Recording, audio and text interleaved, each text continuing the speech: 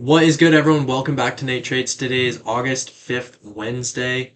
Today is day number 19 of documenting my journey to becoming a consistently profitable day trader. Today, I took one trade, one loss, and everything else was not very clear for me, so I didn't engage with the price at all past that.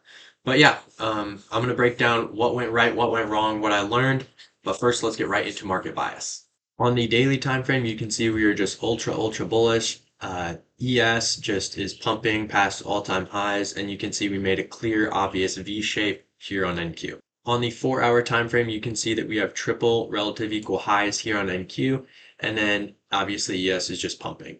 We have this obvious 4-hour bullish fair value gap that I was hoping at open we would just move lower into that, and then I could see a long out of. On the 1-hour time frame, you can see we have a 1-hour bullish fair value gap right about equilibrium of this overall leg. And so I was hoping for either a tap into the 1-hour or the 4-hour to take us higher.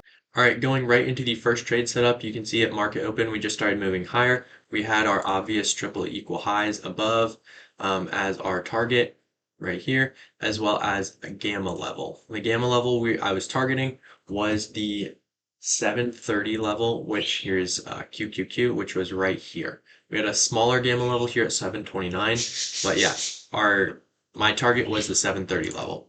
So what was the gamma looking like? This is how it looked like on the heat exposure map. You can see we have the biggest gamma level here at 730 at 178, and then obviously 725 was just a lot smaller. So this was the target right here.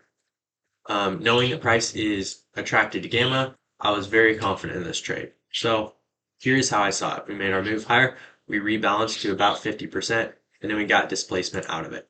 So A plus displacement, A plus structure, A plus gamma, and then A plus draw on liquidity. Everything was A plus on this one.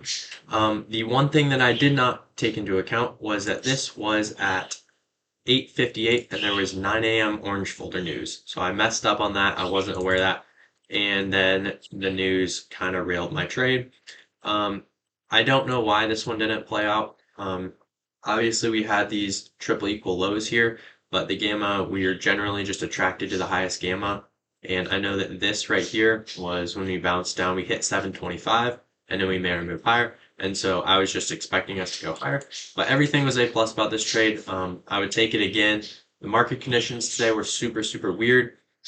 But yeah, anyways, that is it from today's trading recap. Honestly, not really a lesson from today, except it was super weird. There was several trade setups that I faded simply because gamma was just acting mad weird, and the draws on liquidity, everything for how I trade was just off today.